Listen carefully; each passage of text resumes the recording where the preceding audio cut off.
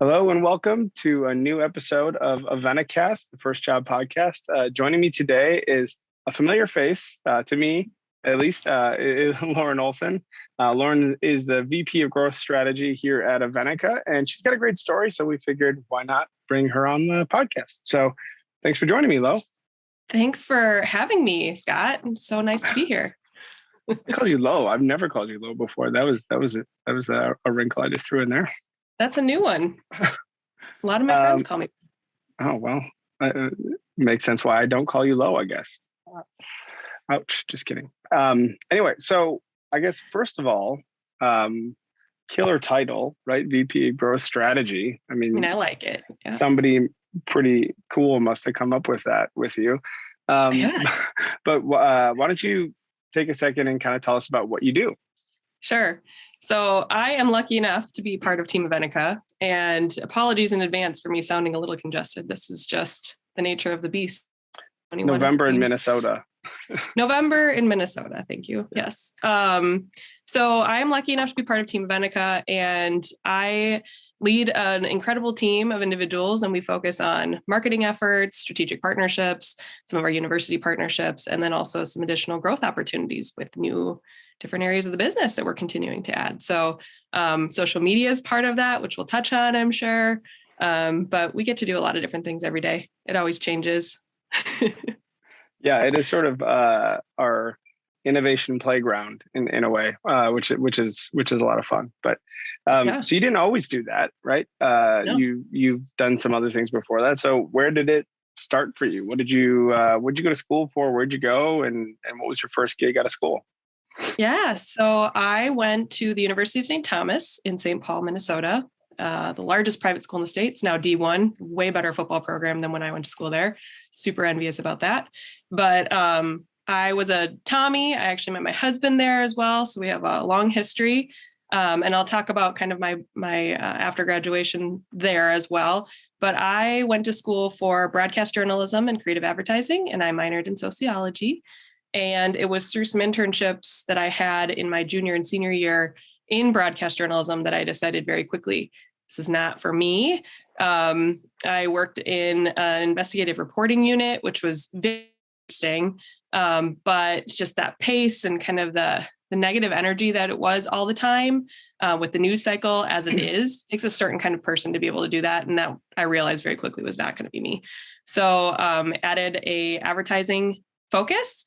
And my plan was to, set off in 2009 and get a job in advertising in some creative element of that. And then obviously the economy was fantastic in 2009, 2008. So great. So plans changed a little bit.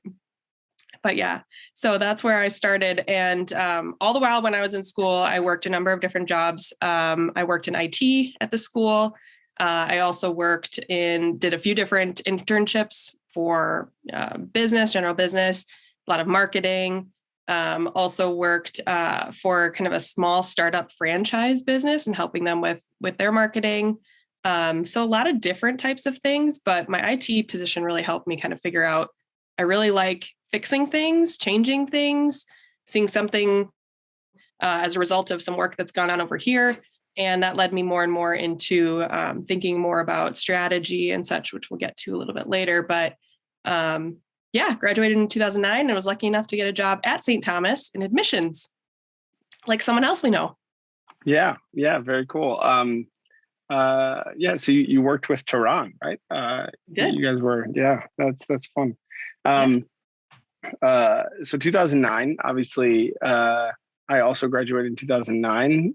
Not the greatest time to be a new grad, but I'm curious. Before we go a little bit further into that, you started off with a focus on broadcast journalism, creative advertising, sociology, as a minor. What were you hoping to build? Because I kind of know the answer to this because we've talked about this. But like, where were you hoping your career path would take you, and how were you kind of aligning the stars even back in the day to kind of get you where you ultimately wanted to go? I kind of had this assumption early on that if I could try a lot of different things and get exposure to a lot of different areas of community and business and marketing, and just understand different facets of that. So in working in IT and in understanding marketing and the creative side of that and the business side of that, and then a little bit more around just kind of how the world functions with sociology. I wanted to be able to apply all those different things into whatever position I had, so that I would be, attractive to any employer that would be looking for someone who has more of a well-rounded experience. And so at a very young age, I just want to do all the things, try all the things, get good at all the things as much as I possibly could, and see where that took me. And so, after I decided that broadcast wasn't going to be my thing, it was pretty quick that I decided that I really liked the creative lens of advertising and kind of the business side that came with that as well.